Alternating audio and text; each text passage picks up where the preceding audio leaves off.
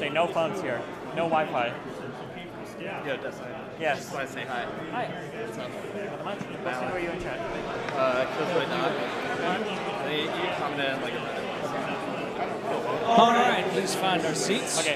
I'm gonna run and grab. There's a Culver's near here. I want to run and get food. Do you guys want to eat or no? Sure. Okay. Our second I'll be back. panel Hopefully you guys of the don't like too bad. Be afternoon. careful. Police. Can't live with them. Can't live without them. To me, this is probably the most highly scrutinized topic that we'll discuss today. This is just my opinion. Just in the last few weeks, we've had... Stream. You're managing it. Talk to the stream. Oh, you got to go. In the last few weeks, we've had several mass shootings and many high-profile incidents involving citizens and police officers. We're obviously fresh off the recent court decision involving George Floyd and Derek Chauvin.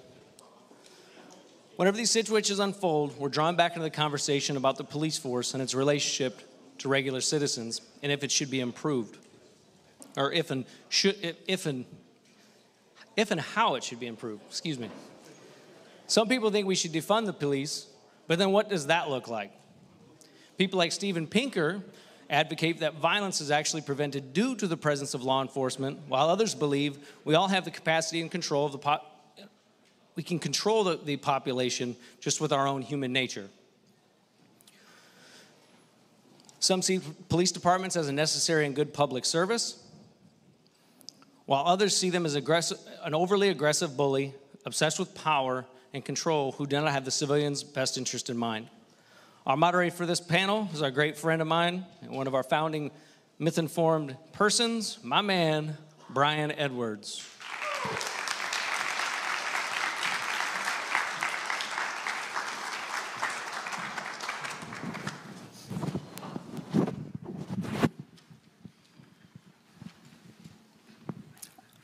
There's a few other people that are supposed to be up here with me, Justin.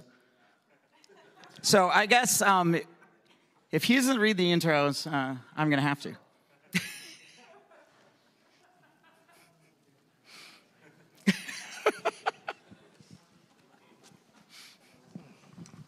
Rogan O'Hanley, also known as DC Drano, is a former Hollywood entertainment lawyer that now posts conservative commentary, news, and videos on social media. He earned his law degree from the University of Chicago Law.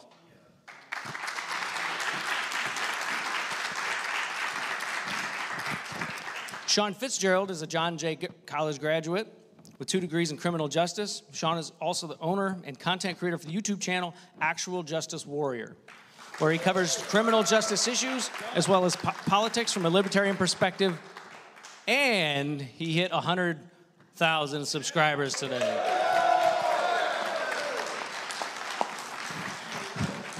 Riley Grace Rochong is currently a dual JD Masters in Public Policy student at the University of Maryland. Before moving to Baltimore, Riley acted as a program director for Constance Abbey, a homeless outreach organization in Memphis, Tennessee. Riley has been elected co-chair of the Law's student LGBT+ organization and joined the board of directors for Free State Justice, where she serves as an executive board member. She has also done policy work in state and federal Congress. John Doyle is a popular conservative political commentator whose work has been featured in the New York Times and Newsweek, among others. He was banned from Twitter the day following the 2020 election for telling people to contact their representatives, which was arbitrarily defined as spam and harassment by the company.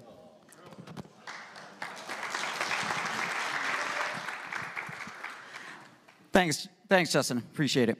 Up here by myself, I'm not going to do much good. When, however many months ago, in August last year, myself and some of the Myth-Informed team members came down to Kenosha to see what was going on for ourselves with the protest and later riots that happened in the wake of the Jacob Blake shooting. And when we came down, when we popped up a live stream, right before we did that, the first thing we run into is some guy pulls up next to us and he stops his motorcycle and he looks at us and he says, I hope you're here. I hope you're not here to harm the city. We're scared. And that was real because this guy this was a plea because he didn't know us. He perceived us as outsiders, that maybe we're here to do damage. And it showed to me that, like, this goes even farther beyond policing, but it very much affects the communities in which these controversial things take place. So the reason why we had decided to have the event in Kenosha wasn't to rile up, to be provocative, but rather to support the businesses that had been ravaged by some of the destruction and support a town that really had, like, the lightnings of this political storm that's going on. So that's why we're here, and I thought we'd get right to it. I thought we would get really right to the question that I think is on everyone's mind, the big debate. Are police systemically racist? And John, we'll go with you first. And just that question, and I want everybody. I'm going to give that to everyone. No. And you can get a little bit of time to elaborate. Is this on? Can you hear me?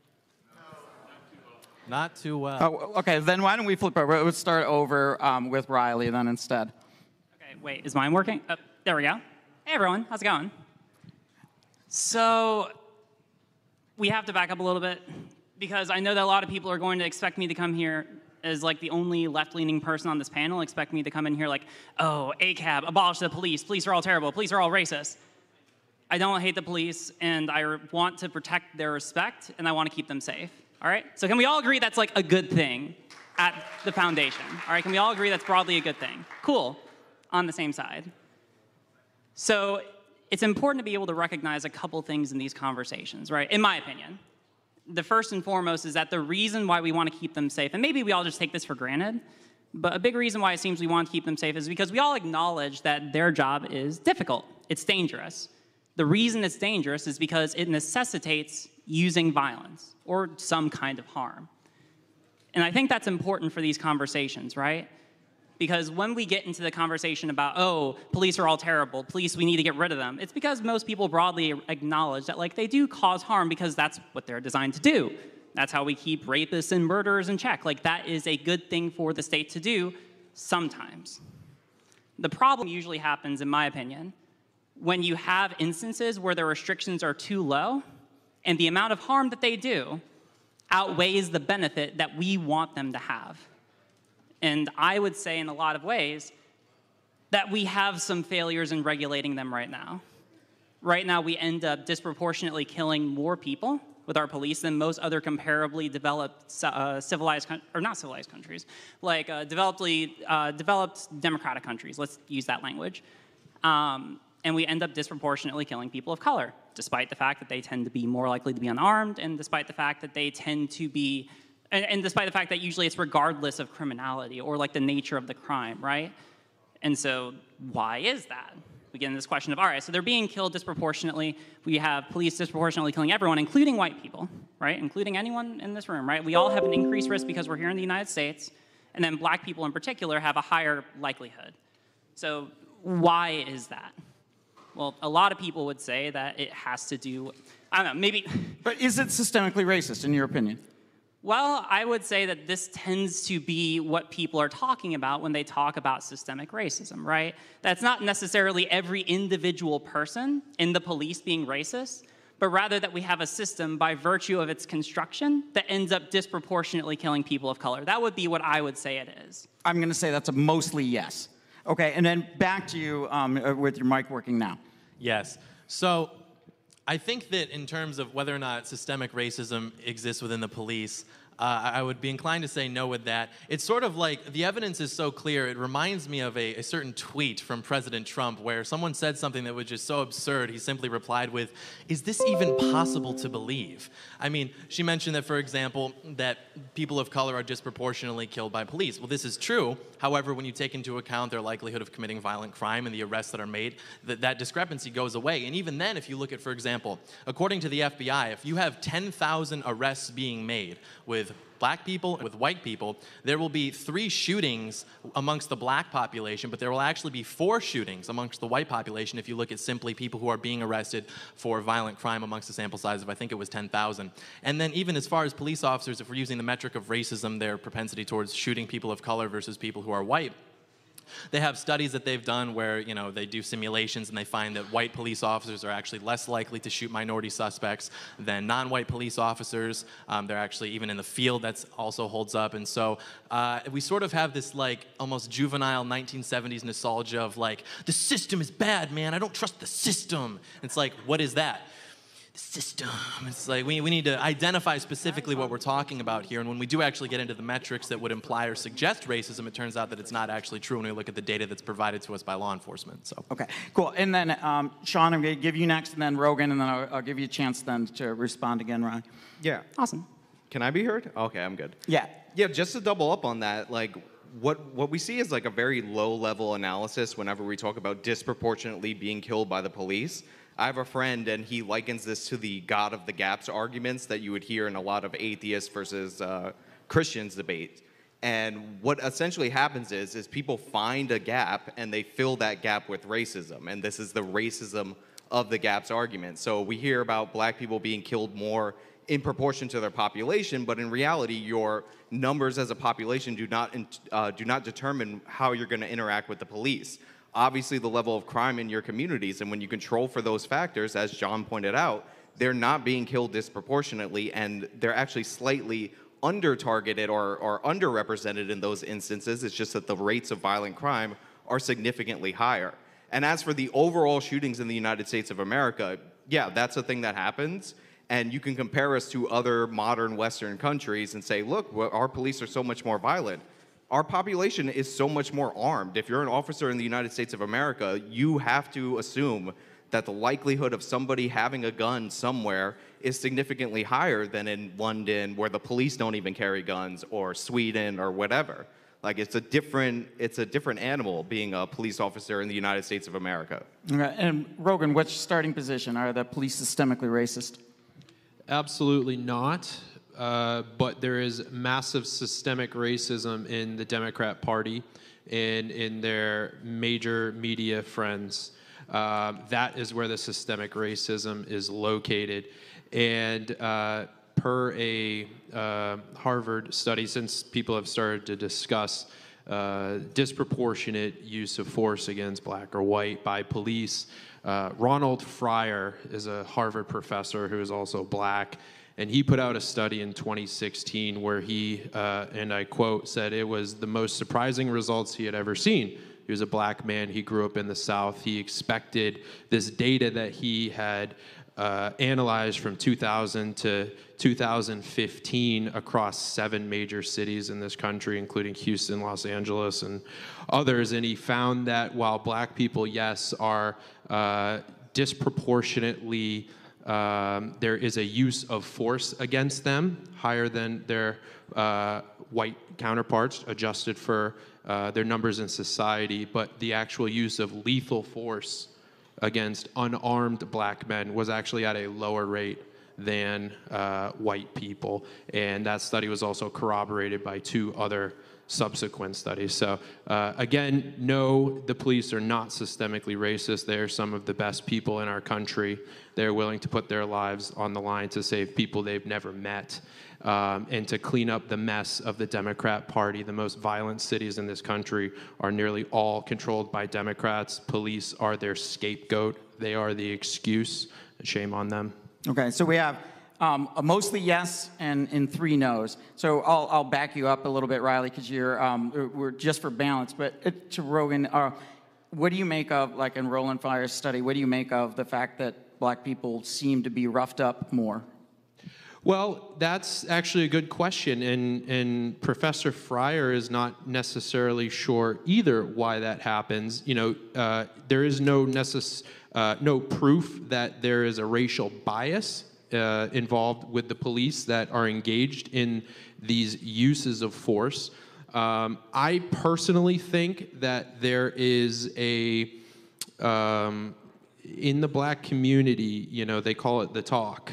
And it's parents, they talk to their kids and they say, hey, you got to be really careful with the police. They are not going to treat you the same way they would necessarily treat white people. And it's a sad state of affairs, and it's something I've talked with people a lot, actually. But, I think also having that inherent distrust of authority figures with uniforms on, then amplified and exacerbated by major media and Hollywood inflammation of police-citizen relationships, where they say white, cops are out there hunting black people, that they are going to shoot you no matter what. Who wouldn't be scared? Who wouldn't, run away or resist arrest? So I think that there's a problem in the culture in terms of how people interact with police and not resisting arrest, because, I was taught, keep your hands on the wheel, turn your music down when you get pulled over. Yes, sir. Yes, ma'am. And things will work out as good as they can. It won't always work out in your favor. So I think that there is a cultural problem, not necessarily within the people, but I think it's this big lie pushed by major media in Hollywood. All right, choose your own adventure, Riley. Where do you want to respond? Oh, Lord. All right, give me a little bit. I want to work through some of this, but it's also 3-on-1, so be a little charitable. So first with you two. So both of you made similar arguments about how yes, all of it. First off, can I just get broad agreement that people of color are being disproportionately killed by the police, regardless of the cause? We all agree that that's happening, right? No, you don't agree that there's disproportionate killing of black people? Not according to the data put out by. If you're Roland Fryer at Harvard, I think. If your only factor is population, then yes, but. Right, we're talking about per capita, right? Yeah, so if you are black, you're more likely, regardless of, again, we're putting cause on the shelf for a second, that if you are black, you are more likely to be killed by the police. Again, causation. Unarmed or armed? I believe that most of the data out right now suggests that it's despite being unarmed. Right now, again, we're putting causation on the shelf for a second. We can just agree, starting point one, that black people are being killed disproportionately, regardless of causation. I guess it would depend on the metric, whether you want to go per encounter by police, which as we discussed was actually disproportionately affecting white people, or if you want to go purely by their proportionate representation in the population. Which would make more sense? In my opinion, it would be per violent crime arrest would make more sense. All right, well, I believe that the studies, and if you want to, I'm collected all the information on this, so I'm free, I can share it with you if you want to. But it seems like most metrics that we use show that they are more likely to be disproportionately killed. I just want to get understanding, we can talk about causation, and there's going to be a lot of talk about causation, but I just want us to kind of it sounds like we all agree on this, so I just want to make sure that we're on agreement of this. Yeah, if we're just going strictly population to kills, then yeah. They do not they represent more than 13% of people killed by police. Okay. Cool. Unarmed, I disagree. In terms of them being armed and firing back at police or attacking them with knives or bats, and then they're killed potentially at higher rates than white people, that may enter into less of those confrontations, yes. But in terms of unarmed, per the data I've read in 3 different studies, no, it is not true. Okay, well, I've read, I don't know, maybe we're reading completely different studies, because I've read most, if not all, the studies on this, and it seems like it's despite being more likely to be unarmed, that they're still getting killed. So it's there's clearly a disproportionality of it, even people of color who are unarmed are being killed by the police. Do we know how many people of color are killed by police each year that are unarmed and are not trying to attack somebody else or the police officer? I know that a plurality of people who are left-leaning and even far left-leaning, I saw this morning, the plurality of those people estimate that it's north of 100, somewhere between 100 and 1,000. The Washington Post even acknowledges that it's 10, maybe 9? Yeah, it's 10 to 15 per year. It could be. That again, we're putting, I agree. Put I also causation I'm skeptical of the Washington Post as well, but in this particular case, okay, yeah. I'm just trying to put causation. It sounds like we broadly agree. I don't know. We can, if we want to talk more about that, then sure, it sounds like we just have a conflict in our sources, so we can talk about that more later. But all right, YouTube. Broad agreement, cool, let's work with this. So police are being disproportionately killed, or people of color are being disproportionately killed by police. You said it's in proportion to the amount of violence that they commit. I haven't really, there's kind of a, I don't know, my contracts professor taught me this term where it's called YINE, where it's yes and no together, so YINE. And basically there's this idea that step one, actually, when you measure police brutality, it doesn't seem to correlate in most cities that are measured with the amount of violent crime that's being committed. What does predict the amount of violent crime or the amount of police brutality or police excessive use of force in cities is usually poverty. And then step 3, black people tend to disproportionately inhabit communities with poverty, so that they end up feeling the effect of that a lot more than most other people. That seems to be the case. Now from there, we can have a cool discussion about what to do with that, because I think I've watched a video of yours where you got into an argument to say that actually policing in these areas as they are right now, because of that fact, are justified. Is that your position? I'm not owning that position. I'm just asking if that's your position. I mean, policing them because they're poor is not justified, but policing people based on reports of crime is totally justified and intelligent. Yeah. Like poverty is a good predictor of violent crime. You'd agree with that? I actually wouldn't disagree. I would disagree with that. Like, we see people with higher rates of poverty in different demographics in the United States of America, and they have varying levels of crime. No, we're not talking. All right. So when I say predictor, I'd say they generally would correlate, but it's not a one-to-one. And I'm firmly under the belief that crime drives prolonged poverty. Right. But I mean, like, what I'm talking about, I'm not talking about a one-to-one causation. I'm talking about something being causative of another thing in terms of like just increasing the likelihood of it happening, right? It could be a 10% likelihood, it could be a 20% likelihood, but just the fact that there is a causative relationship between these two qualities, right? Would you at least agree that like the existence of one is going to make the other more likely? I think you see them in the same area, like they correlate, but I don't think they cause each other. That's where I'm disagreeing with you. Okay, so why do you disagree with that then? Because it seems like of the literature I've read, it seems to be that that's the consensus, that that's like one of the driving, like even if we want to say that's not the main one, that it's like a really big driving factor in violent crime. Well, I mean, you can look at statistics over time. In the 1950s, the black crime rate was actually dropping, and they were significantly poorer than they were in the 1970s. It's not a predictor.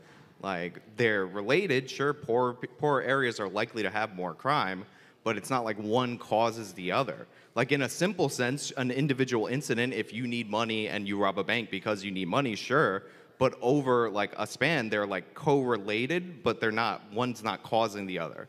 I think that, all right, then maybe we can, I'm trying to just like get an understanding of your position on this. So maybe it would be a better statement if I'm reframing what you said. All right, maybe it's, if we don't want to say that like it's the main predictor, that it's like a predictor.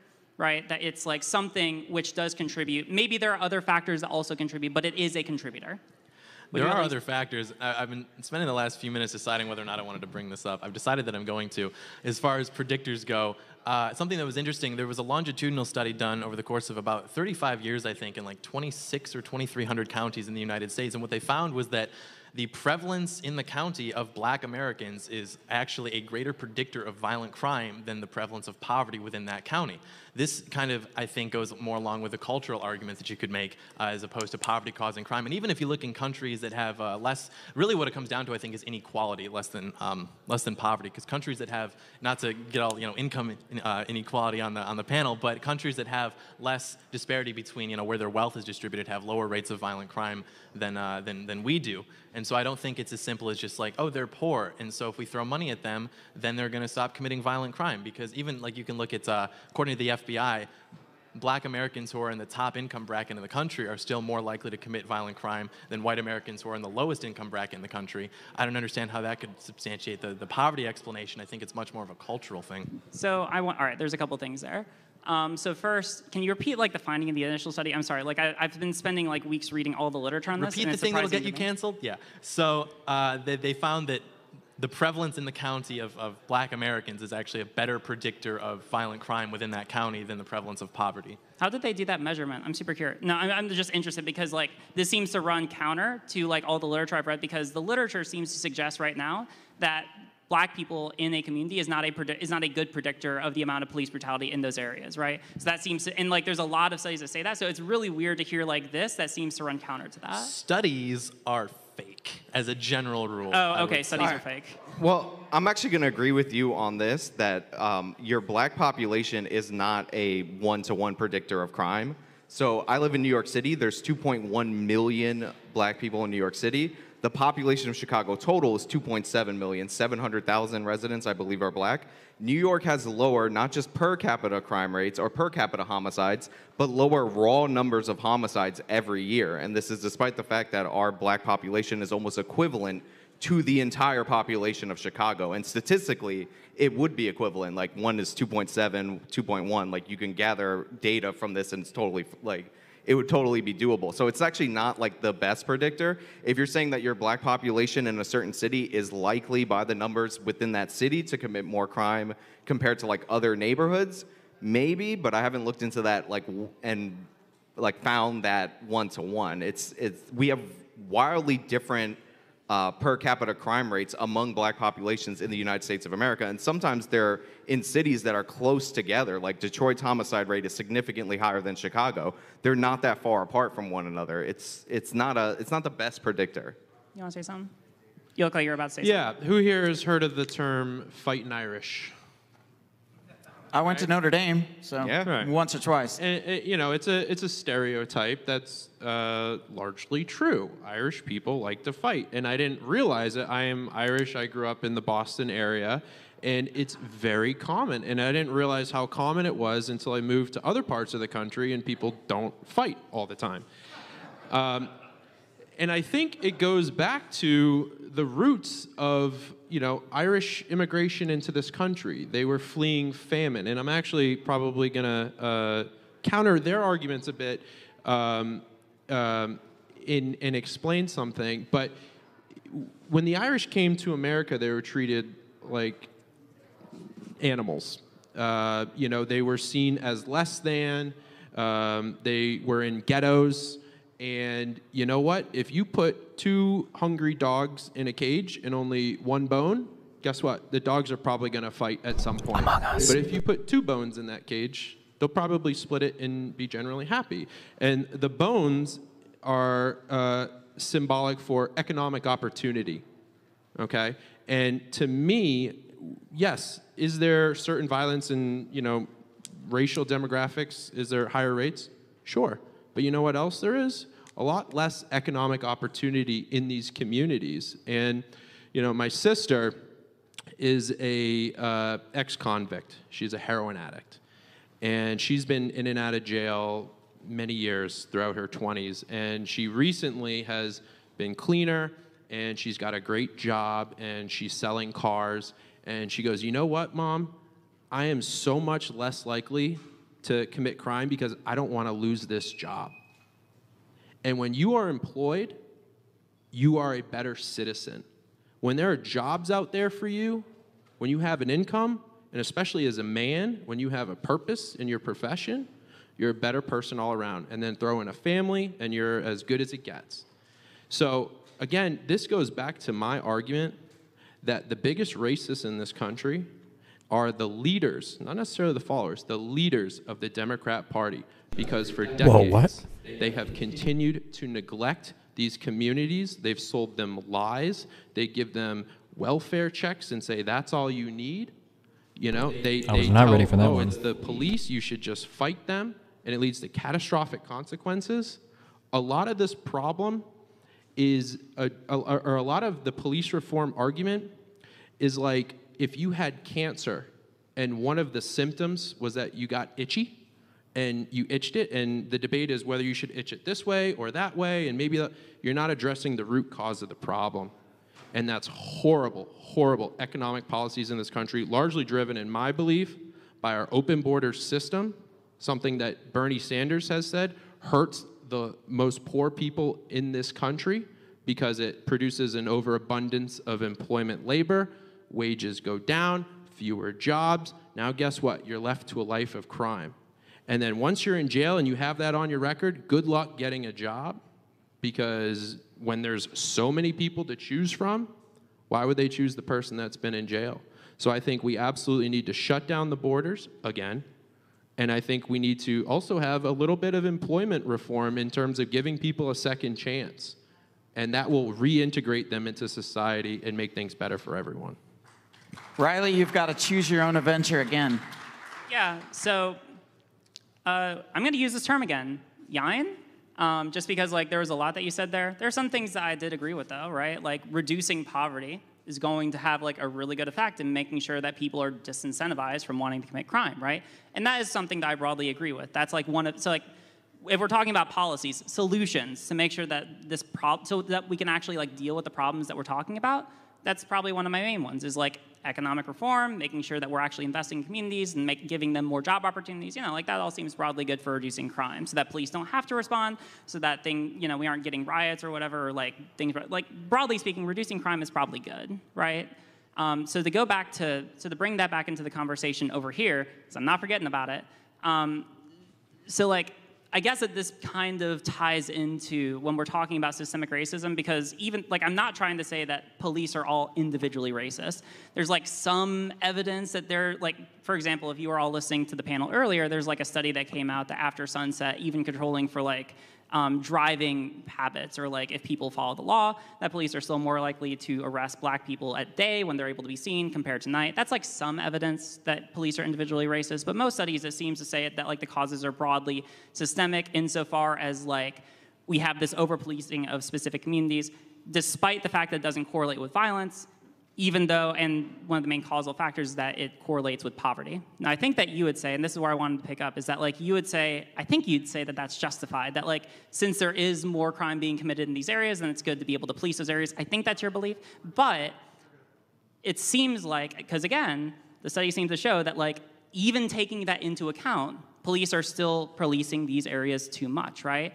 And end up causing disproportionate harm. Because remember, police, by virtue of what they do, cause harm, right? Like that's kind of what we expect them to do. When they tase someone, when they arrest someone, when they shoot someone, like that's what they do. We just as a society decide that like in those instances it's good because it prevents those people, like we assume that in the worst case scenario it's able to protect everyone from like rapists and murderers, right? The problem is when you have police shove so much into these communities beyond whatever would be beneficial that we end up having a disproportionate amount of harm compared to what's useful, right? And that seems to be what one of the main problems is, right? I'm not saying to not police these communities, just like to bring it back in a little bit, because we've even observed that in areas where that's been tried, where we like reduce the policing in these areas and invest in them to give them the economic opportunities like what you were talking about, then we actually see an overall reduction in crime, which is good, because less crime means police have to report to less things, which means that they're going to be protected, and also I can't explain right now, but that's a really bad argument in Kenosha. Lots of problems solved. So I don't see why we can't move towards those kind of solutions. Yeah. So, like, as I was talking about earlier in my open, like, you're making a racism of the gaps argument, because I'm familiar with that traffic study. I believe it was South Carolina. Mm-hmm. And the difference in black people being stopped versus day and night is like 5%. So, yeah, there's a disparity between day and night, but it's minimal. It's 5%. Well, it's and statistically significant, right? But it does exist. It's not that much, but it does exist. But it being statistically significant doesn't mean that it's not unexplainable with other factors. Again, it's like a gap, and then you fill it with racism. So in the daytime, you might be more likely to see the person in the car. So if you're stopping for a suspect, in the daytime, you might pick the person that you're stopping for that matches the description. At night, you might be stopping the vehicle. So, like, I don't know how much that factors into it, but it could play a role. Like, we're talking about a minimal distinction between nighttime and daytime, and there's no, I don't know what the data is on even whether or not people are driving at different rates depending on the time of day. Like, it's like you can't just find a gap and say, here's a disparity. It must be racism. Like, you have to actually look for an explanation for the gap. All right, so here we're running into a problem of just kind of like the limitations of studies, right? Because I mean, like, could there possibly be other explanatory factors? It's possible, but like with this kind of study, and again, like I'm saying this, I want to be clear, I'm not saying that police are all like individually racist, right? But there, we probably see like some kind of play of bias, right? Or at least that seems like at least the most likely explanation. And the way that we resolve that seems to be just like a better police training. Like, hey, police, we're gonna do some more training with you, and we're gonna make sure that we're gonna try our best to make sure that you don't do these things, right?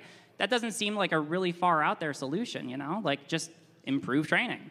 To talk about disproportionate employment of force, I'm familiar with that study. If I remember correctly, it didn't control for different driving behaviors. Maybe it did, but I do know that like black people, for whatever reason, are twice as likely to I'm pretty sure it did control for. Well, if it did, driving. then even then it was 5%. So we burned down cities because 5% of the time they're like pulled over more. Or even then, Minneapolis, where St. Floyd is from. So that city actually had, I think it was 70% of the arrests being made there, or excuse me, 69% of the arrests being made there for violent crime were against black Americans. And then the statistics from that police department show that they actually commit 70% of the violent crime in the city, which means that they're actually being less represented in the total amount of arrests. Only by 1%, not statistically significant, however, right on the edge.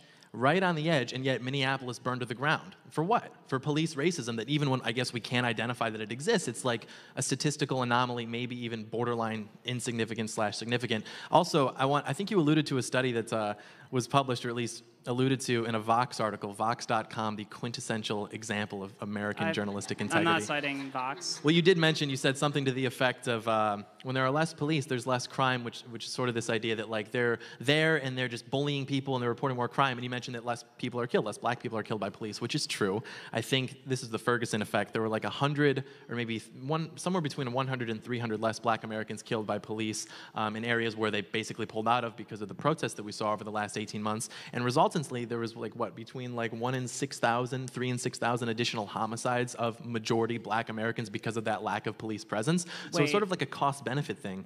I mean, like that's not like what we observe. So there's a couple things, right? So first, studies on the Ferguson effect are really mixed. There's not like a clear consensus. What we have, so like as far as I think that you're talking about Minneapolis, is that right? Because I know I had to look this up in preparation for this. The 6970, that was Minneapolis, yeah. Okay, cool. So like when we look at that, actually there have been several people that have been looking into this, and what we see is that there could be an argument that it was because of a lack of policing, but it seems much more likely that it was caused by COVID, right? That it was caused by the fact that people were locked inside. Because what you observed in Minneapolis during this time is actually, and also this was broadly the case for like across the entire United States, regardless of city affiliation politically, regardless of whether or not they instituted these kinds of new policies, that overall most crimes that would be committed out, say like in Publix, like robberies or like aggravated like robberies or like things that you commit like if you're walking around outside, right? Those kind of crimes all fell down. But homicides ended up increasing because of the fact that arguably people were stuck inside. I mean, like everyone in this room, I assume, has felt a little cooped up in the course of COVID, right? Like over the course of a year, right? Like have any of you kind of gotten sick of the people that you're living with? Like imagine that. Oh, Kaden, thanks for the $100 super chat. God damn. And then you take an entire population of like millions of people, like some people who are more likely to fucking off whoever they're living with, right? But that's not because of a lack of policing. That's because people are stuck inside more, right? I don't know if you saw what I saw over the summer, but nobody was stuck inside. I mean, in like all of the major cities, it's actually the only example where it was acceptable to not be stuck inside was when you're out protesting this zeitgeist of police brutality in American cities. It's just like that was the only example. People were not masked up. The white people were, shout out white people, but most people like weren't masked up. They were just out there crowding in like close proximity. We're trying to stop the spread. All right, so like first off, yeah, I'll agree that like during those protests, not exactly the greatest way to be able to handle COVID, not a lot of social distancing, yeah, broad agreement. But what we saw, so like for example, I live in Baltimore, right? And there was like, I think a handful of protests, right? And then the rest of the year, or the rest of the time during quarantine, everyone is stuck inside, right? So if you want to if you want to say that like all of those homicides are caused like during those protests, that seems pretty unlikely considering that like even if you want to say that there are some times where people end up committing violent crimes during COVID, I'm pretty sure there's a study that most of the time they end up being safe. You can point to like specific instances where there's like, oh, there's death here, there's death there, but like that would never account for the vast increase that we saw over this past year. But it seems to me that what would account for that is more likely to be the lack of police in the neighborhood than this kind of like, little Johnny was mad that his sister took his phone charger, wasn't he? And then he just like went off her. I mean, you can like read the articles like, oh, there was a block party in Chicago and then it was shot up and 6 people died. And it's like, well, why was that happening? Wait, but police don't go into people's homes. But I want to double up on that with actual like with numbers with New York City. So New York City, in response to the death of George Floyd, decided to get rid of the anti-crime unit. The anti-crime unit should be called the anti-shooting unit because that's what they deal with is shootings. So they get rid of it, and New York's shooting rates go back to 1990s levels, which we had the Great Recession in New York City during the Great Recession. A lot of people were out of work.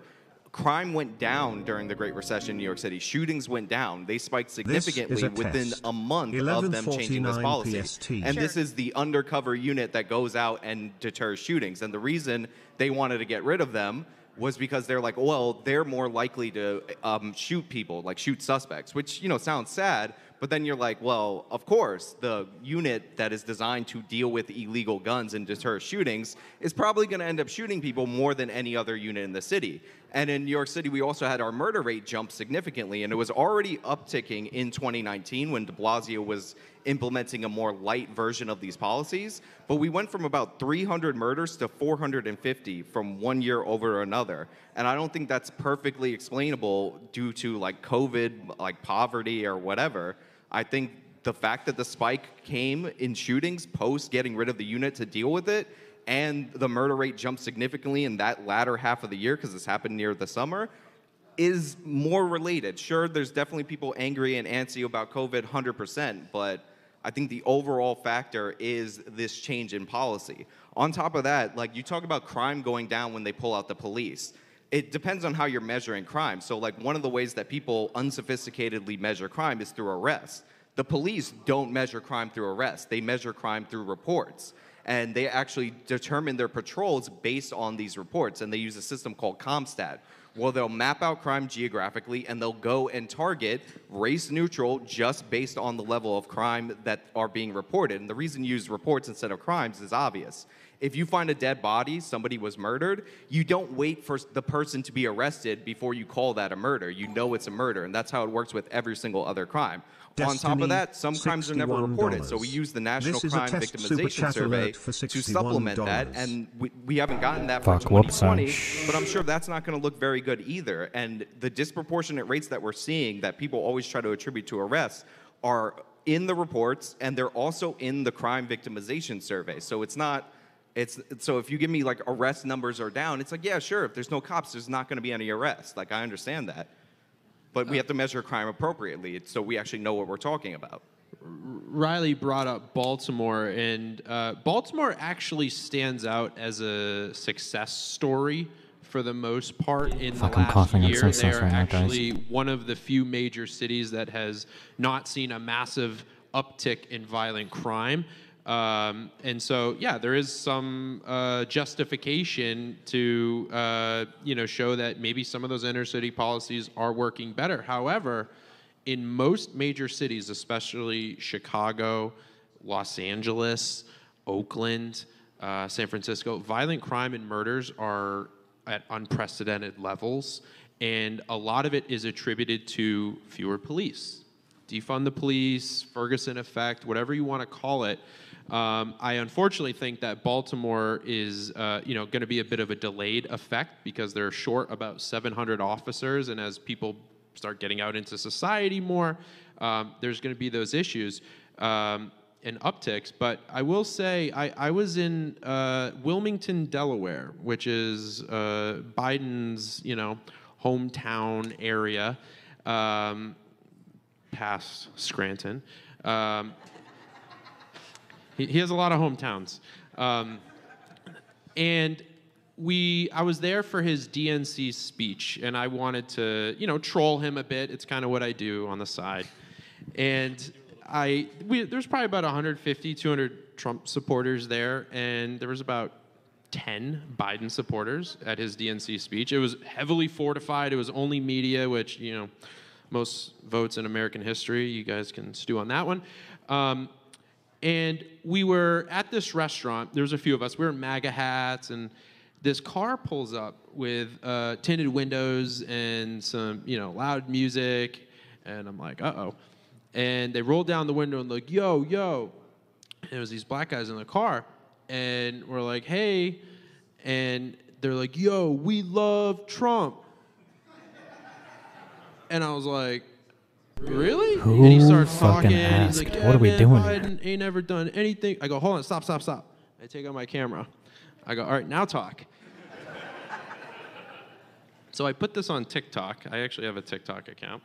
And I want you to hear his words, okay? And this is someone, he's probably 24. I think he's got a daughter, and he lives in the projects in Wilmington. And I just want you to hear his words. Hopefully this Did Riley even come with a TikTok ready? Call the police or not be able to still do things for us. It's like it can go a whole nother level. If you're in Delaware, if you look at the crime rate in Delaware, the murder rate in Delaware, the homicide rate in Delaware, unbelievable. Kids, young kids, just. So you're against defunding the police? Against it, because what's that going to solve? Yeah, what's going to solve? Police officers matter. This guy talked to me after, and he's like, I'm afraid for my daughter to walk down the street. He's like, we don't need fewer police, we need more police. And it's something I have noticed, that the loudest voices calling for defunding the police. Have you seen where the BLM co-founder bought properties lately? Guys, the whole ACAB defund the police some shit of the was the whitest cringiest, areas of fucking whitest California. fucking shit in the world. She wants I can't believe you you to fucking be morons push that so defenseless. fucking They hard. want you to not have guns. They want you to not have police while they go live in their white neighborhoods. AOC, she live in a rough neighborhood? No. Rashida Tlaib, Ilhan, Pelosi with her $25 ice cream. The people calling for this stuff, which I know some of you may not believe me, there is actually true evil at the top of the Democrat Party. All right? This is the party that fought for slaves. This is the party that was the home of most KKK members in the South. You want to talk where the distrust of the police comes from? It's from Southern Democrats that targeted these people. And this party... I have to, wait, hold on. Is this guy another This Professor is like Wolf? a small Oh point. my Like, God. I'm letting you, I don't want to interrupt you because I respect you.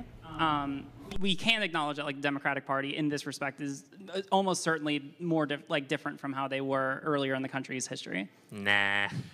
Democrats. God, I wish I was on this fucking panel so bad. God fucking damn camouflage it. them better? Oh my Hold on. God. We Did can't, they like, camouflage them it's better? really Who hard to thought of be the able to Southern make that strategy? solid Like, when come on. The parties switched entirely from the different big parties. switch. Have you even read Dinesh D'Souza? He debunked that pretty thoroughly. All right, Imagine wait, hold on, unironically hold on. quoting I just need to- Dinesh. I just need to Oh ask my like a really God. quick question. So which party, like nowadays, is actually advocating against like laws which would protect the interests or protect like broadly people of color or minorities? The reason for that, though, is quite pernicious, and I think Rogan and I would agree with this, because what they're doing, like the ultimate goal of the Black Lives Matter or progressive activist is to basically grift off racial grievances such that they can then escape the consequences of their policies.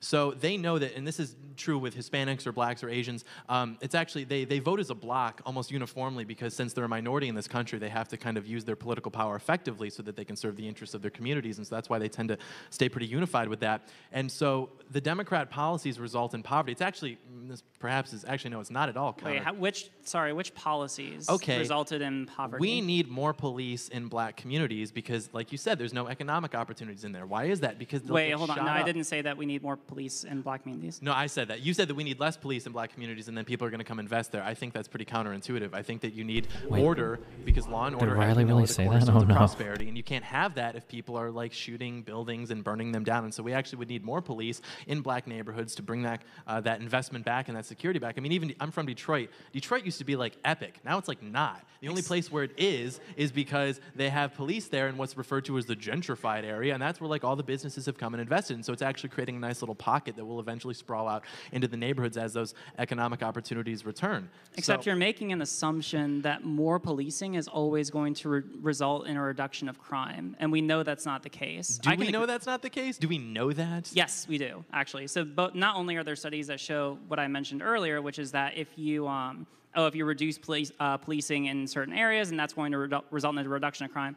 I wanted to come back because, I mean, like, you all are going to argue isn't being recently. reported. Isn't that the idea that if there's less police officers to arrest people for crime, it won't get recorded, and the crime, it's like, if a tree falls in the woods, did it really fall if no People one heard will it? still report the crime. Like, just because there aren't police in the area doesn't mean that people aren't going to report the crimes. And that's why there's happen that there. discrepancy between what he mentioned, the National Crime Victimization Survey, and those reports, if they are pulled out, because people are still being victimized, but it's not necessarily being solved because those police aren't there to solve No, it. we're talking about reported instances of police It's misconduct. three different metrics. It's arrest, which is the least useful. Reports, which is more useful. It's what police departments use to determine their patrols because you get that better.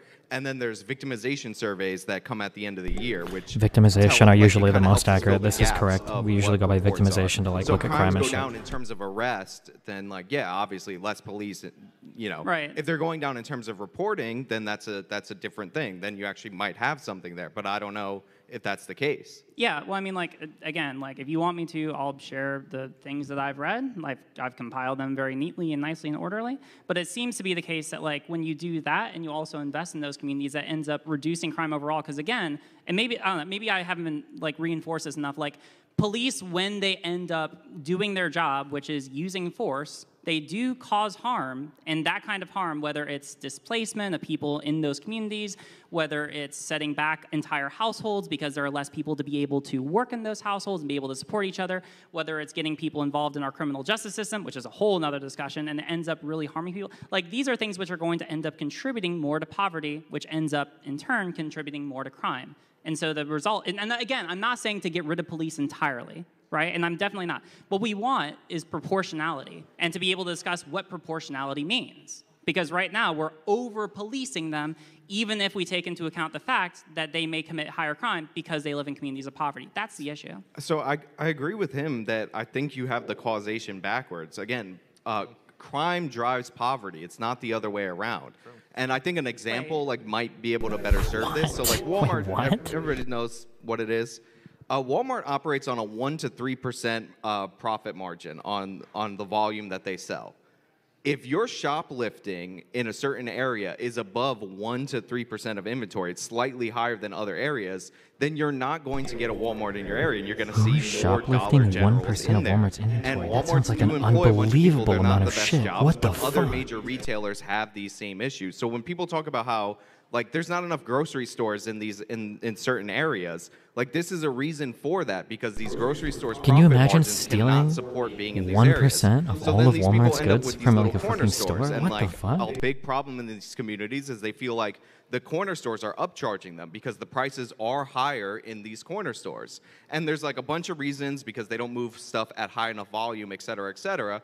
But what people don't realize is that the prices are higher in these little corner stores in these neighborhoods, but the equivalent corner store in other neighborhoods is actually more profitable. They're making less money than you think, even though they're charging you more, because their insurance is higher, because if there's more crime, then it's more difficult to insure the property. Rioting does not fix that. So the margins Even if have to be insurance higher than 1 rebuilds to your 3%. thing, I'm good luck curious on what your premiums, we could look up, for if the there's a next financials, forever. or what would we look The for Detroit that? riots had horrible impacts on the city of Detroit that we still feel to this day. Well, what you're so talking crime about is driving the poverty. It's not the other way around. You have to have the police in there to drop that crime rate, because why would I want to invest my money in an area where my goods and services are not being protected? Everybody knows this. I don't think I would. Except, well, hold on. Can I say a couple things to that? Yeah, because I don't think that you've demonstrated causality, right?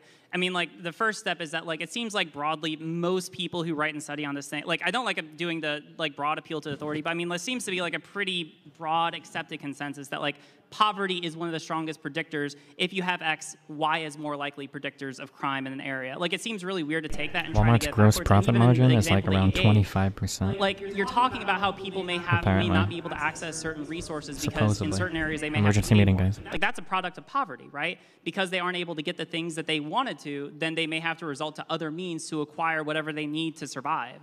But the crime raises the price in these neighborhoods. You can't operate certain stores that have bigger volume that will, provide low-cost goods. So you end up with these other stores that are charging more and making less because they have higher operating costs. Yeah, but then in that instance, you'll probably end up more with gentrification, right? People have to be able to go to areas where they're going to be able to afford the things that they need to survive. Well, gentrification works. There's a reason, as a New Yorker, I can't afford to live in Brooklyn now, even though 15 years ago, I wouldn't want to go to Brooklyn. The NYPD went in there, they cleaned that up, and then people were like, oh, you know what? The fancy brownstones in Brooklyn are just as nice as the fancy brownstones in Manhattan. Let's clean this neighborhood up and jack up the rent so even I can't afford it. Except that gentrification is going to have a hard limit when eventually things get to such a point where eventually the quality of goods is going to start going down depending on how little that you're able to actually I pay. agree. There's only so many frozen yogurt shops that you could possibly have in these neighborhoods. You say that, but I mean, this is a really big issue where a lot of people, because of gentrification, end up in things like food deserts, right? Where they aren't actually able to get any meaningful, I mean, it ends up being expensive food, but healthy food because it's too expensive. You all know about Whole Foods, right? How many of you, raise your hands if you shop at Whole Foods? Raise your hands if you, all right, why do you not shop at Whole Foods? It's because it's fucking expensive, right? That's broadly the reason. But compare that to the cornerstone stores that you're talking about, or most other places where people in these communities are actually able to eat.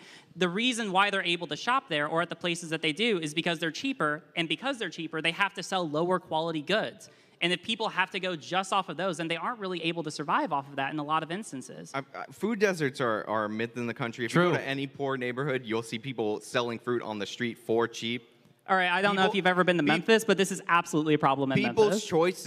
People's choices determine what's in the store. They have had all these initiatives to add more fresh produce. All you're doing is ripping off your local produce vendors when you're supporting that through government, by the way. And what ends up happening is people don't buy this stuff. They want the processed food. Like, we have an obesity problem, and it's not because like people can't figure out to eat fresh stuff in the United States of America. It's because it's cheap, it's convenient, and it tastes good. It's loaded Wait, but with that's salt. exactly the thing, is that it's cheap. That's the whole point. Oh, it's also convenient. Like, you know, you have to like have Well, you, yeah, have I mean, you ever like, made time a is always salad? going You to have be to a like factor in wash it. Like I did a video like this. I open SpaghettiOs, I eat it right out of the can, and you know. I did a video experimenting with this like 2 years ago, which I never posted because I thought that my takes on fat people would be polarizing to my audience. And so I never posted it, but I went down, I was like trying to, see if this was true. So I went down to 6 Mile in Livernois, and I found a grocery store, and I went in there, and they had produce, and virtually everyone in the store except myself and my cameraman was black. And then people were just buying like processed foods, frozen stuff. And there's all this produce there, and I was just kind of like, okay. And then I tried. The point of the video was I was trying to prove that you can eat by making your own food with at a lesser cost than by buying processed food or McDonald's or whatever. It was proven. Obviously, this is true. So why do you think? All right. So then the question is, why do you think that is? Why is there a difference? Oh, that is the question, isn't there? Okay. I think that it comes down to basically a lack of discipline. A lack of discipline. I mean, like, maybe. I don't, like, that's a pretty broad generalization. I think like, that when we're talking about these reasons why these people make these different choices, it's probably because they're raised in poorer neighborhoods where they get less access to education and they have less background to be able to know that these choices are harmful. You're not going to convince me that Black Americans don't know the difference between pizza and a banana. It's not that they don't. It's not all right. No, it's not that they don't know the difference. It's just that depending on the places where they're raised, depending on the education that's available to them, depending on the race, they think that like, this is kind of like ultimately, like, it doesn't harm me so much, and I don't fully necessarily, based on the education I've received, understand the importance of being able to make these certain kinds of choices. I mean, like, that's a really big problem here, is like a lack of investment in education, ergo a big problem in poverty, right? It really, like, with all of the, racism because education, and then they eat more and then they get fat. It's like, it seems like these mental gymnastics, whereas, and this is a very basic conservative talking point, which no one really elaborates upon, which is like fatherlessness. No one really talks about how that actually, they're just like, there are no dads, and then these problems happen. Yeah, but it's a socioeconomic condition. Why do you think that's the case? That there are no fathers? Why do you think that there's like a lack of, I mean, this was discussed in the previous panel. I'm so sorry, everyone. Why do you think that is? The Democrat Party has incentivized financially single motherhoods. Okay, you just talked about mental gymnastics, and you're talking about there's a lack of fatherlessness because of the Democratic Party? Correct. No. Correct. We absolutely are. The coalition in which you operate, like, simultaneously promotes feminism, girl bosses, look where that got us, and then also, like, being a single mom is, like, empowering. And I mean, if we want to talk about what are the actual causes, we can, because we know what they are. The Great Society programs, the welfare, like Rogan mentioned, incentivize single mother. It is literally, you have a financial incentive to have children out of wedlock. What do you mean there's a financial incentive? You all know how expensive it is to raise a child? Not when the state How many is of you have raised a it. child in this room? I want you to tell me if it's cheap to do that. Does anyone want to tell me if it's cheap to raise a child?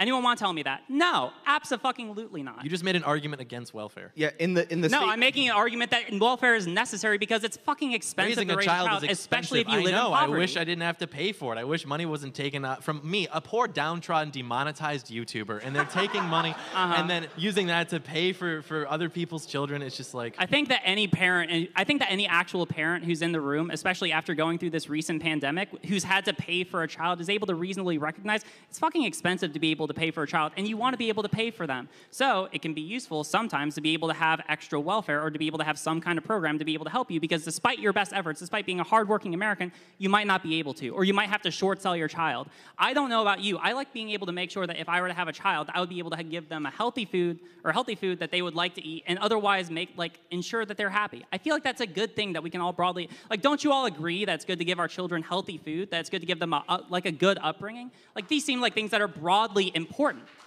Why was the poverty rate in this country decreasing up until war on poverty was declared? I mean, we spent like, what, $1 trillion on this, and we've seen no results. Wait, hold on. What programs are you actually investing in? Because that's a really big part of this, right? Depending on the ways that you invest and try to resolve this issue of poverty, then you're going to have mixed results. I am just confused because as a citizen, I look at the history of the country, and I would be inclined to think, whether it's because of the institutions, the demographics, we have become culturally less racist. However, homeownership rates between white Americans and black Americans virtually haven't changed as far as their discrepancy since the Civil War. We now have more, compared to 1960, black families in poverty, a greater wage gap between white and black men, white and black women. Like, all of these metrics would suggest that things are why do you think that is? Worse. Well, I don't know. I'm asking you. If we've become less racist, which I would imagine we would have as a country. Why are all these things exacerbating? Because we're talking, and we're bringing this back into the beginning, right?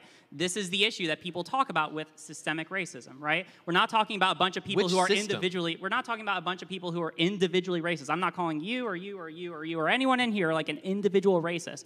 We're talking about systems that were set in place or that were developed long before any of us were alive that we're kind of stuck with today. So we got to do something about it. The systems of giving welfare money to these people, the systems of affirmative action, diversity quotas, all of these things that have been literally designed to help the supposedly downtrodden people in this country. Yeah, they have helped.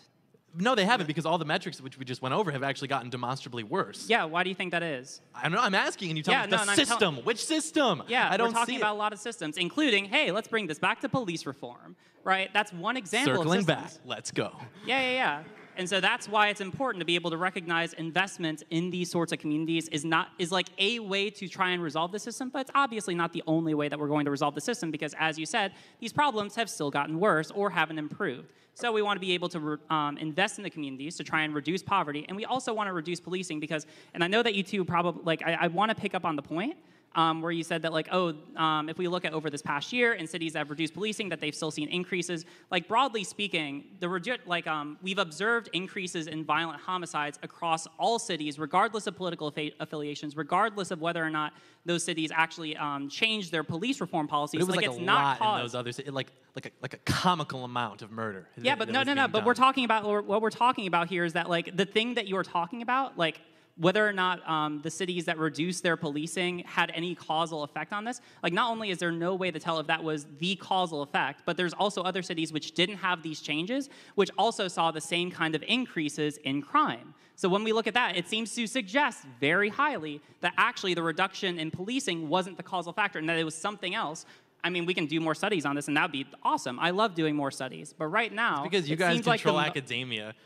Well, yes, I like doing studies. I like figuring out what's what. That's a good thing. This whole, and I'm sure we're all familiar with this in the audience, like the whole, like, do you have a source for that claim? It's just like, it's so tiresome. Yes, I like to make sure that when I say things, I've actually done research into them. Right. Like, so I think that this is like a broadly Google good thing. things and then, like, yeah. Thank you. It's like, yeah, we can applaud the fact that, like, the left has controlled education for 70 years, and that, like, that's the problem. With the whole. Wait, are we going to conspiracy about the left controlling all academia? Like, only 5% of I think college professors identify as conservatives. I would imagine. All right, so let's go. All right, so let's go back to this. In the humanities. Yeah, well, that's where these things. Yeah, well, let's go. Maybe dumb people just don't go to school as much. Getting the things backwards. Like, do you think it's even possible? You're talking about, like, oh, maybe crime actually causes poverty instead of what I was saying. Do you think it's actually possible that people on the left just generally, like, actually listen to data and evidence more? No, I think that there's like a top-down system throughout which you are able to basically consolidate this sort of homogenous narrative, which will ultimately create like a one-party state. Oh, really? So you can also go to imright.com and find a statistic data point for anything that you want to prove. Well, sure, yeah. I mean, like, I make sure, like, it is important to make sure that you don't cherry-pick the sources that you're using. It's important to make sure that you read all of the data on the subject matter, which I feel like I have on the subject matter. Like, I'm trying to come into this in good faith. Like, if there's an opposing study, like the one that you mentioned, I want to read that shit. I want to be able to engage with it. Like, I want to make sure that I'm not spreading misinformation. That's the point. But to his earlier point about welfare, and I think that is good, but to his earlier point about welfare, in the state of Georgia, you literally cannot receive welfare unless you're a single parent. Like, if you have a two-parent household, you will not be able to get it. And it's not like people are having kids to be on welfare. People are already on the margins. If they worked, they would lose benefits and have a net decrease as taxpayers. So they line themselves up to get the most amount of benefits. And this is obvious. People respond to incentives. That's what economics is all about. It's not saying that all these people are scammers or even all these people are actually really single parents, although the distinction between being married and not being married and cohabitating is significant in outcomes for the children. But there's a lot of people that live in, that will live in, they'll have a man that actually does live in the home, but they won't be married specifically to maximize the amount of benefits that the mother can get. Like, right. I mean, look, I do my taxes. I'm not saying I'm above this. I do my own taxes, and I take whatever deduction I can possibly get because I'm responding to financial incentives. It's what we all do. Can I build on that really quick? I think it's interesting, like, the policies which we've seen from the coalition. God, I want to I argue with assume this you're guy so operating in, badly. whether it's with welfare programs or with diversity quotas or affirmative action. Now it's like, okay, well, we have to actually do this time because that time it didn't work. It is literally one-to-one the same as, well, that wasn't true communism. This time we have to do it this way. It's like your side can't seem to like work within the way things actually work, and so you have your studies and your data to try and get people to believe things that are contrary to what we know and what we see intuitively. But I mean, there's a pretty big difference between those two things. Is that first off, like I was just examining the parallel thought processes which seem to sort of manifest all over your policy except that board. There's a big difference between actually being able to experiment with like demonstrable and like doable policies today and like trying to compare that to trying a system that a lot of people would argue has never actually happened in the world. I mean, like, there's a pretty big discrepancy between, like, oh, yeah, no, that wasn't true communism because people say it's never happened, and, oh, well, that policy didn't work. That was exactly how we wanted it to work. It didn't work out, so let's try something different. Like, there's a pretty big discrepancy between those two kinds of thought processes. I agree, but the point being that, like, we've basically yielded the issue to your side for the last several decades, and my side, I'm just fucking in a master's program. I just am what studying. I would imagine like, is your side, and resultantly things have I'm just just gotten on the worse side of by I mean, I guess if academia is left leaning, then sure. But I mean, like that, like I'm just trying to study this shit and figure out what's best for everyone. Right. So that coalition basically has exacerbated all the metrics that we've gone over earlier. Whereas if you actually like ask, like Rogan. Wait, academics have exacerbated all the issues in society? I'm gonna insert real quick. If you do want to ask a question, line up now, and I'll let you continue. Yeah. If you actually talk to, and this is what I really like about black men, is because black men don't have to like be politically correct like white men have been conditioned to. And so if you like ask black men what's wrong in their communities, they'll tell you. Look at Kanye West. I would argue that Kanye West is a better ambassador for the black community than anyone on the stage. This man said President Donald Trump has dragon energy. What does that mean? It means that black men respect strong male leaders because they know that in order for order to be restored in their communities, they need that presence in there because clearly what we've been This is doing like some hasn't been working weird, for them. like, So that's like a cool some anecdote, Django but shit. that What the doesn't really have fuck? to do anything with the fact that like the data seems to overwhelmingly suggest the things that we've been talking about. Like that doesn't really. It doesn't though. It just simply like the things that we've been talking about. We've basically Like been like you're basing your opinions off of like Kanye West. I'm And not sure if Donald that's Trump. the best way to be able to like base your public policies. Riley, you're gonna have to bring I won't the data to apologize the for bar tonight, and we'll review it. Listen, if y'all That want, was like, me, it's guys. on I my, clapped like, really for people loud. who Did you want hear the it? things I've been relying on, I make it open source. I compile it all neatly and nicely. It's like the link at the top of my Twitter or like most of my social media, and I have business cards. So if you want one, then you can get one from me. All right, cool. All right, let's start the Q&A. Who's first up? Michael. Two things. One, diversity quotas have been unconstitutional since Bakke versus California. Doyle, you would do good to read your common law. Two, according to the U.S. Sentencing Commission, so one thing I'm noticing on this panel is a lot of people don't want to contend with the idea that systemic racism is real. According to the U.S. Sentencing Commission, black men serve 20% longer prison sentences than white men for the same crime when controlling for criminal backgrounds. If that is not systemic racism, what explains this discrepancy? Who wants to field that? John? Yeah, I'll respond to the first part. As far as diversity quotas, true, there's not like a literal, like, you have to hire this many number of people, but we've seen mega corporations, from banks to communications companies saying that, like, we're going to try to hire less straight white men, which would ultimately mean, of course, more non-white people, more LGBT people are going to be hired, which I would argue is basically the same thing, even if not precise. As far as the discrepancy, you mentioned it goes away when it controls for, like, what, criminal record or something like that? He made the assertion it didn't go away when you control for criminal record. Yes, it does. It doesn't seem like it does. No. And there's a multitude of factors, whether it's prior criminal record, whether it's the actual like event that led to the arrest. There's also the behavior during that, their conduct while they're actually like in the courtroom. There's just so many factors that go into these things. And it's like you can pick the most obvious one that'll leave like a 15 to 35% discrepancy, and then you just assume, well, that's because of racism. Well, yeah, but I mean, the studies that he talks about, if I'm remembering them correctly, I don't know, maybe I'll be corrected on this later, but it seems like the study specifically controlled for those factors. Like, thanks, Robert. racism Very seems to be sus. one of the only other ones, unless there's some other factor that we haven't considered yet. I can think of one. But first to your first question about quotas being illegal, sure, but I used to design graduate courses on public administration, and it's kind of funny how Harvard, Yale, all these Ivy League institutions and most colleges seem to find the same amount of qualified Asians, whites, blacks, and Hispanics year after year. Like, it's really weird how, you know, whatever percentage breakdown that they get for 20 years, every year over year. It's almost like they have a system to figure out who they want in the class. But as far as the sentencing, I believe that was federal sentences. You could correct me if I'm wrong. I thought it was 10%, not 20%. But most of these cases are plea bargains. So, like, yeah, sure, same crime that they end up with, but we don't know what people were charged with initially. We don't know how good of representation you have. If you can't negotiate a good plea bargain, which 95% of the cases get resolved via plea bargain, then you're going to have shittier sentences. But it seems like, well, I mean, like, it is a problem where we have, like, overcharging of people so that they have something to plead down from. Like, I agree on that. Overcharging, like, it's a pain in the ass to force somebody who can't afford a lawyer into a plea bargain. It's disgusting. Yeah, so that could be, like, you would agree that, like, that could be an explanatory factor in what we're talking about. Yeah? Okay, cool. All right, you ready to have your mind blown here? Yes. Sentencing disparities, I agree. Systemic racism. And what bill caused that? The 1994 crime bill. Who authored it? Joe Biden. And who signed it into law? Clinton. Bill Clinton. The Democrat Party is the source of systemic racism in this country. I mean, every Republican supported it too. It was supported by everyone in Congress. I mean, like, I agree, like, it was terrible, and it shouldn't have been passed into law, but, like, let's not pretend that, like, everyone didn't affect it. But it also goes to show how hard it is to craft policies, because the whole point of mandatory minimums is, like, we're going to get rid of these fucking judges. I'm telling you, they're biased, they have all these problems, we got to straighten that out with mandatory minimum sentences. And then we do that for 20 years, and all of a sudden the mandatory minimums, which were the solution to racism, become the new racism. So, and who did prison reform?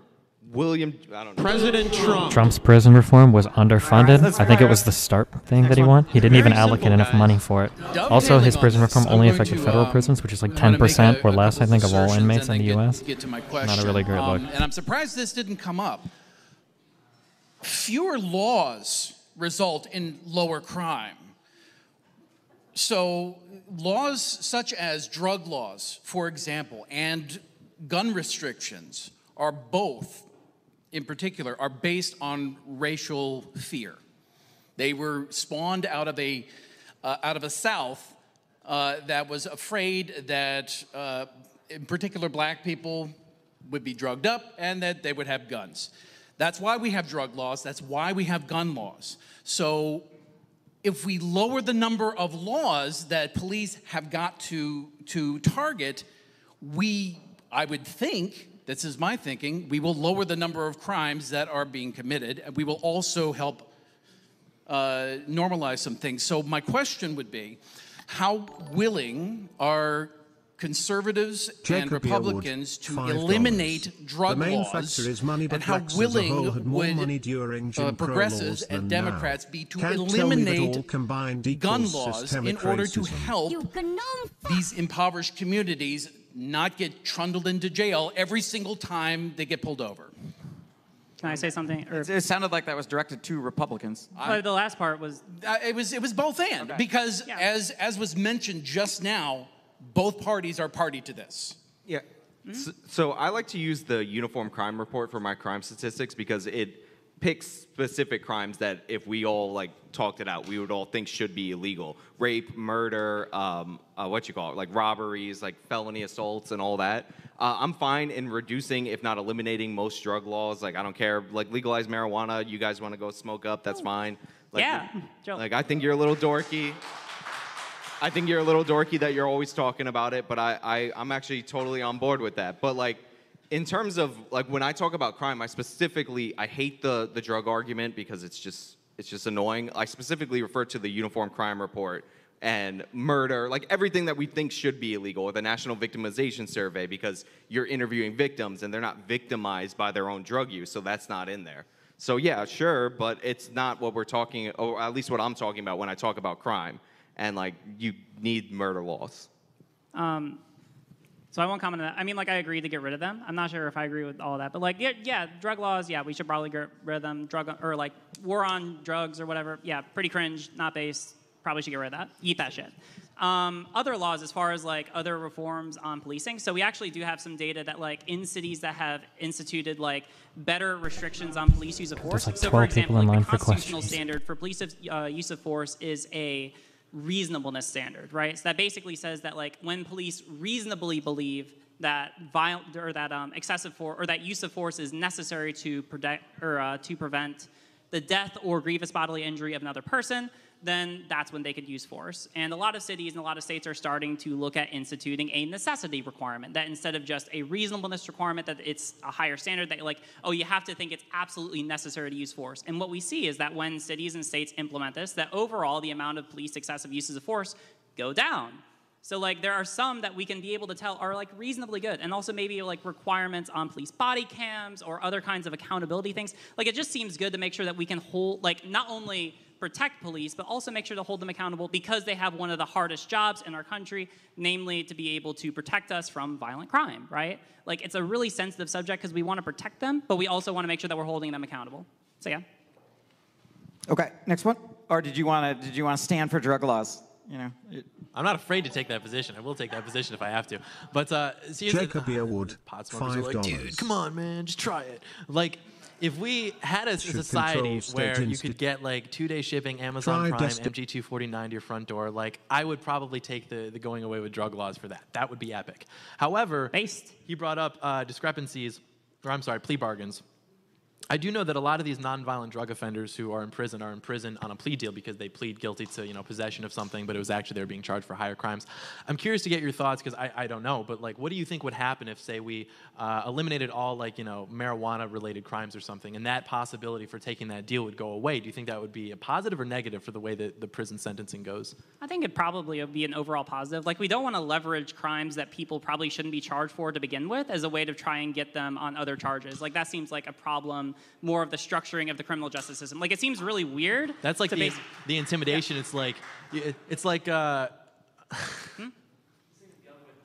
what's the line? T. Grizzly said, like, them crackers wanted 30 years. I told him, holler at me when you sober. We love T. Grizzly, Detroit pride. And it's like the same thing. It's like they're going to come in your face and be like, oh, wow. They're going to be like, yo, dude, you're going to sentence you to 30 years for prison, or maybe 5 years if you just say that you had weed on you. And then people panic. And it's like this very predatory sort of approach. But we can be able to, like, reduce sentences. Like, only, like for a lot of sentences that people end up facing in the criminal justice system, there are mandatory maximums. There's not as many mandatory minimums, though, right? So people, like, if we want to, or if officers want to do this, like they could be able to like say, hey, we're going to charge you for this and we're going to do like this many years or this kind of sentence, right? Like they can always take it down.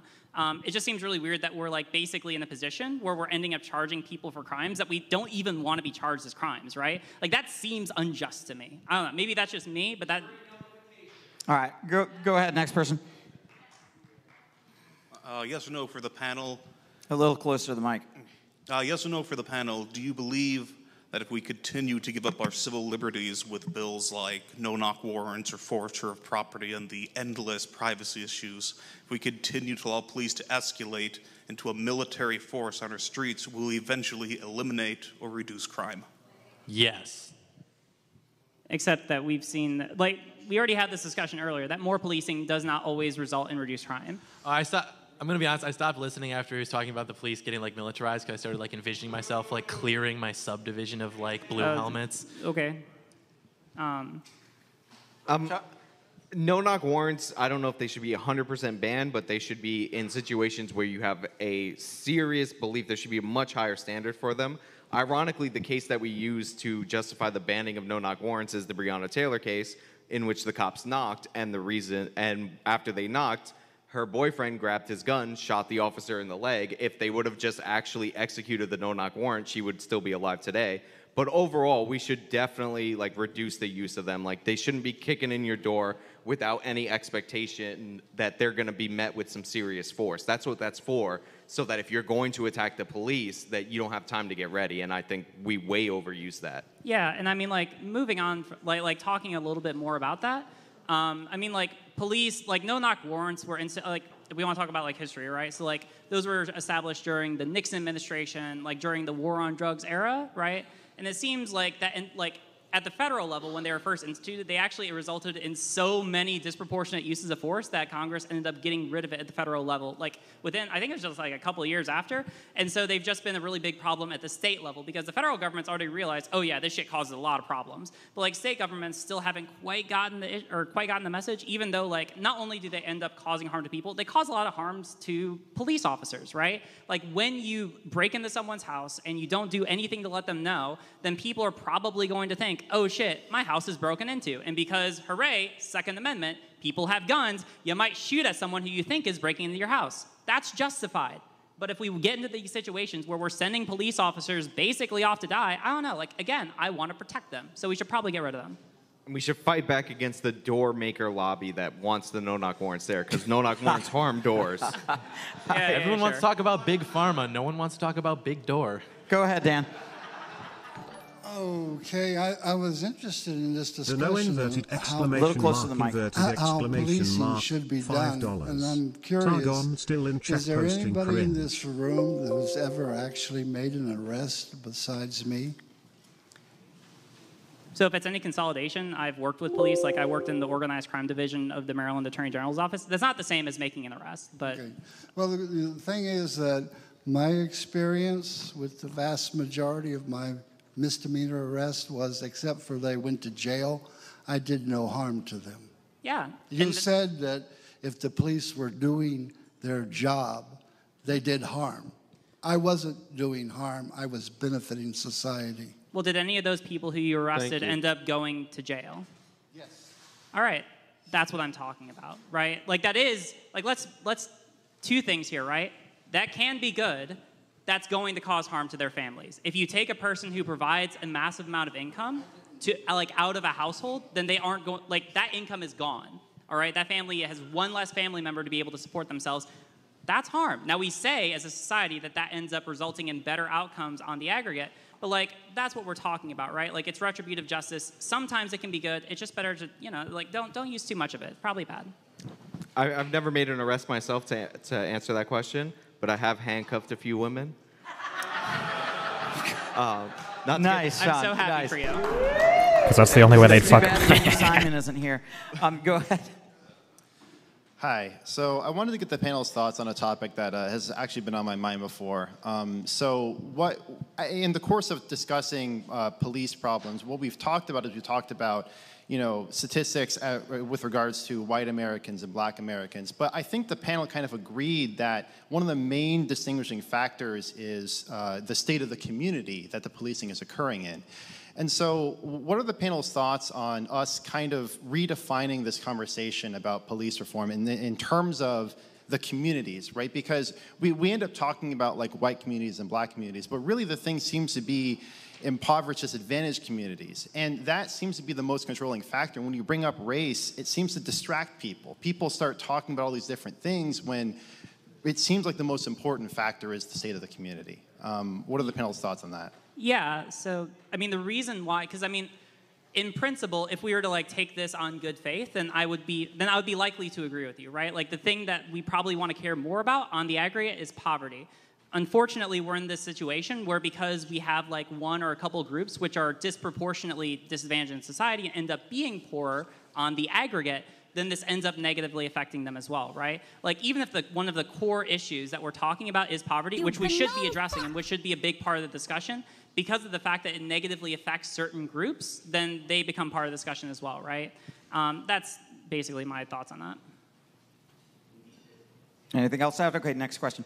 This is mainly for Riley. Hi. Hi. Where do you draw the bright line between over-policing and under-policing, and how much does the individual responsibility of citizens in an area contribute to that? Yeah, so that's actually a really good question. I wanted the panel to get there eventually because there's a cool policy discussion on the matter of what is over-policing, because it's a really open question in terms of the studying of the subject, right? So the answer is probably going to be broadly, if we wanted to use proportionality to violent crime, that could be a good metric. Essentially, what we would want to do is probably do some experimentation where we end up reducing it, see if it ends up causing more harm or causing less harm, and just keep messing around with that number until we get to a point where we've kind of minimalized the amount of crime that it causes just from reducing the amount of policing, but then also we've maximized the amount of policing that we're able to do while keeping that in mind, right? And at the same time, we probably also do want to invest more in social programs to be able to help those communities. A lot of times in poor communities, police have to respond to people with mental health issues, right? Which is really a big problem. Now, the police often are untrained to be able to deal with mental health issues. That doesn't mean that you don't send someone who actually is able to use force if it is necessary, but you probably either want to have some more training so that police are better able to deal with those people, or you want to send some kind of a social worker with them, right? Some combination thereof, but that would be the short answer is whenever the good that they provide does not doesn't end up outweighing the harm that they would cause inherently. That would be my answer. All right, next question. Hi there. This is a question for Rogan. So you brought up how when Irish people came to America, they were treated like dogs and not really very well and had a lot of fighting tendencies. So why do we not talk about today, like the Irish crime stats or the being targeted by police at an abnormal rate? Disproportionately, I should say. Well, it's a good question. It brings me back to the beginning of the movie The Departed, I believe, where Jack Nicklaus is narrating, and he says, you know, we fought and finally we got the presidency, you know. So I think it's a combination of things. Part of it is how you know, the economic policies that are chosen by these people. I think that, you know, maybe there's less of an allegiance to a certain party, although I will say being in Massachusetts, there's very strong allegiance to the Democrat Party for better or worse. I used to live there. But I don't think there's as much of an institutional allegiance to the Democrat Party, which is a big problem, I think. And it just goes back to my original argument that there is no worse catalyst for black communities than Democrat Party policies just based purely on the results. And, you know, I'm someone that really, I speak with Candace Owens on the Blexit tour sometimes, and, you know, been friends with her for years, and I am one of the loudest people that's trying to welcome black people into the Republican Party. I truly want to help them. I think President Trump did incredible things for them, the lowest black unemployment ever. We had rising wages. He initiated the economic opportunity zones to actually help these communities. He did prison reform, which reversed Bill Clinton and Joe Biden's anti-crime bill. So I think they would achieve a lot more success for their communities if they gave us a shot. And, you know, but unfortunately, there's a powerful force that wants to keep them in the Democrat Party because there's a lot of votes there, and they'll continue to manipulate them. But I think if they did make a change one day and come and give us a shot, that things would work out a lot better. And honestly, what do they got to lose? The last 50 years have been an absolute disgrace. Can I build off on that? As a fellow Irishman, the people who were coming over here in the 19th and 18th century, or I should say 19th and 20th century, like somewhere between 33 and 50% of them coming from Europe went back to their countries once they decided that they didn't get what they wanted from here, they wanted to bring that wealth back. There weren't in place the policies like you're mentioning as far as creating this sort of dependency state at that time that would have kept Irish immigrants, for example, down and sort of dependent upon those policies. You literally had to like sink or swim when you came to this country because there was no welfare state at the time. Yeah, okay. Unless you had something out, just getting a few more questions. Go ahead. This is more towards the conservative side of the panel. Riley brought up earlier that among other comparative countries, our police kill more people per capita. And I was wondering if you believe there's some reason towards that, or if it's just because, you know, Americans are more likely to have guns or whatnot. What do you think is the solution to try to bring down those higher death rates among Americans because of police? Higher death rates among whom? Our citizens. Our police are more likely to kill Americans than other countries' police are for their citizens. So you're kind of asking, like, for the Republicans or conservatives, like, what their idea of, like, common sense police reform ought to be? Yeah, okay. Basically. Well, I think it is mostly attributed to the fact that there's guns everywhere in the United States of America, and if you're an officer, you always have that in the back of your mind in a way that's just not the case in other countries. Again, the London police don't carry guns because that's how like low their encounters. Why do people say that? I'm pretty sure the London police carry guns, don't they? As far as like a solution for it, I mean, stop resisting arrest, stop reaching for a gun, stop running from the police. Like, you know, but you can't put all of the do onus people in just London on not carry people guns who at are all? being I arrested feel like we've for looked that. this up in the past. Yes. Or is it some and not all? Not all. You're right. But just simply don't get arrested. Yeah, I mean, this is literally just just don't commit crime, forehead, or like just don't be poor, forehead. I do agree you should not commit crime. All right, yes, you shouldn't commit crime. Don't commit crime. Do not commit crime by virtue of the fact that you live in communities of poverty. Just don't be poor, if you forehead. do commit crimes, don't run from the police, because even when they intend to tase you, sometimes the police are incompetent, just like other people, and you could get shot. Right, but I mean, we talked about earlier, like we mentioned the fact that in cities where you've had like higher restrictions on police use of force, like for example, raising the reasonableness to a necessity requirement for use of force, that we've ended up seeing better outcomes both in terms of protecting the police and also in terms of reducing the amount of harm caused to people, right? Like I don't know why we wouldn't say that like doing that, maybe having just like better police training so that if there is any people out there who are individually racist, we can take care of that. Like a lot of things I feel like I've been proposed, like I've tried to be like very reasonable because I feel like a lot of these things are not like too far out there. All right. Cool. Can we get in one more, Justin, or not? 1 minute. Okay. Who's next? Got 1 minute.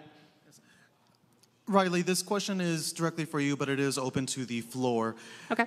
What do you have to say to woke leftists who feel that the police system cannot be reformed and that we must abolish the police? It's a bad argument, and I don't agree with it. Thank you. Clap, clap, clap, clap, clap, clap. All right, thanks. Do we have one more? One more? You want to get in? All right. All right, just eke one more in. All right, go ahead. One more, guys.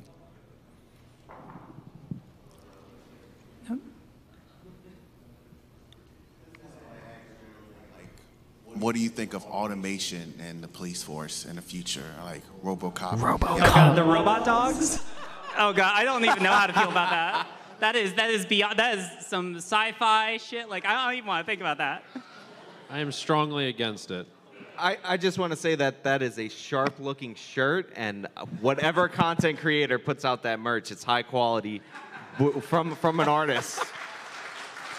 I think we all can agree, given what we've seen, that the Industrial Revolution and its consequences have been a disaster for the human race.